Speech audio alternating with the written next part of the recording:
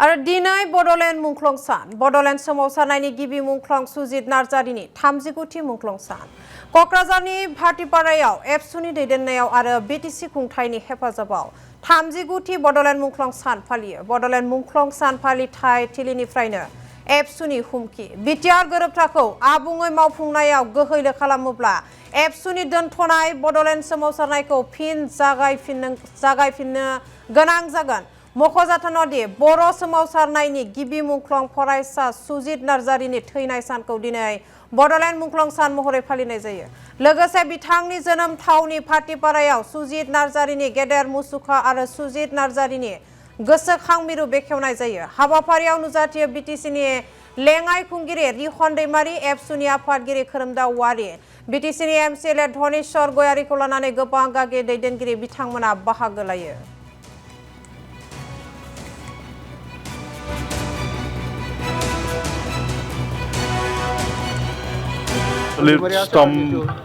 আমাৰ শ্বহীদ দিৱস ইয়াত উদযাপন কৰিছে বড়ো ছাত্ৰ সন্থাৰ নেতৃত্বত। আৰু আমি এই বড়োলেণ্ড আন্দোলনত যিসকল বীৰ বীৰাংগনাই অকালতে নিজৰ জীৱনক আহুতি দিলে তেওঁলোকক আজি আমি শ্ৰদ্ধাৰে সোঁৱৰিছোঁ। আৰু তেওঁলোকৰ ছেক্ৰিফাইচৰ কাৰণে আজি আমি বিটিচি পাবৰ কাৰণে সক্ষম হৈছোঁ।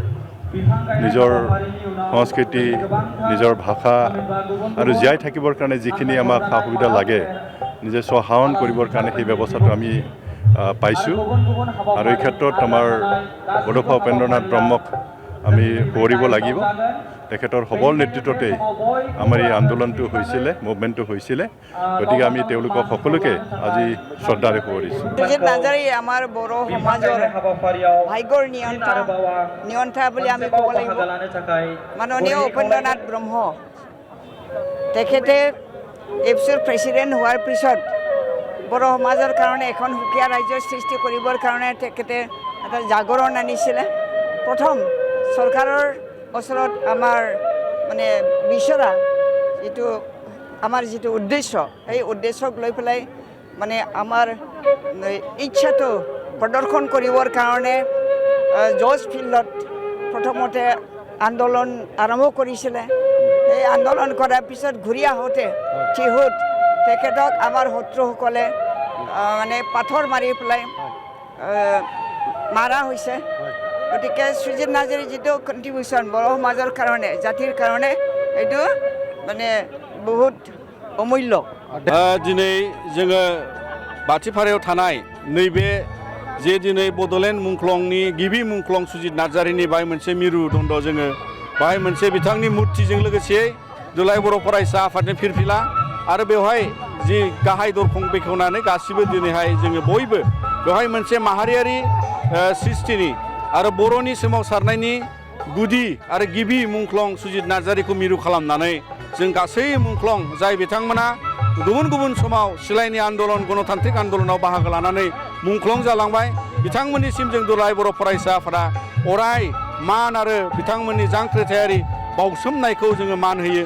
आरो उन समाव आरो थांनानै थानाय गासै दैदेनगिरि बिथांमोन जायफ्रा बे सोमावसारनायजों गुबुन गुबुन समाव बायदि खैदां खैफोदाव बाहागो जानानै दैदेनबोनानै बिथांमोना जोंखौ दिनैनि बे थासारियाव लाबोबाय।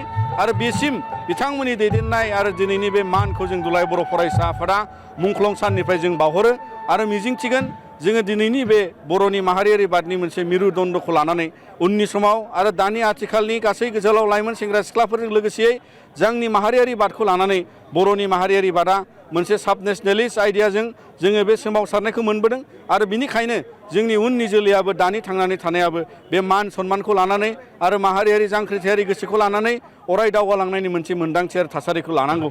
मानोना दिनै बर'फोरनि गेजेराव मोनथाम गोरोबथा जि जानानै थांबाय आरो थामथि गोरोबथानि मावफुङैखौ लानानै दिनै बयबो हारिनि गेजेराव आरो दुलाराय बर' फरायसा आफादाबो जिखौ दिनै बड'लेण्डनि दानि आथिखालनि बिटिसिआ 6 सिडुल काउन्सिलनि गोहो बारायनाय, बाउन्डारि बारायनाय आरो संबिधानिक मर्यादाजों गनायथि मोननांगौनि थाखाय जोङो जेखौ हास्थायदों आरो उननि समाव बेफोरो जाफुङाब्ला बेफोर मावफुंजायाब्ला दुलाराय बर' फरायसा आफादा दोनथ'नाय आन्दोलनखौ जों आरोबाव बिनि सायाव सानफिननांगौनि जोङो गोनांथि दङ आरो बिनि सायाव जों सानफिननानै गोदान थिरांथा लानांगौनि थाखाय जोङो बेहाय साननो गोनां दं होननानै दुलाराय बर' फरायसा आफादा जों नोंथांमोननि गेजेरजों फोरमायगोन मानोना दिनै मुंख्लं बिथांमोननि दैदेनगिरि बिथांमोननि बावसोमलांनाय आरो जोंनि आलादा रायजोनि आद्रा थानाय जि खामानि जाफुंसारै जि मोनसे दासिम मोनै जोंनि आलादा रायजो हास्थायनाया बयनिबो गोसो गोरबोआव दङ आरो बिनिखायनो दुलाराय बर' फरायसा आफादाबो बे मान सन्मानखौ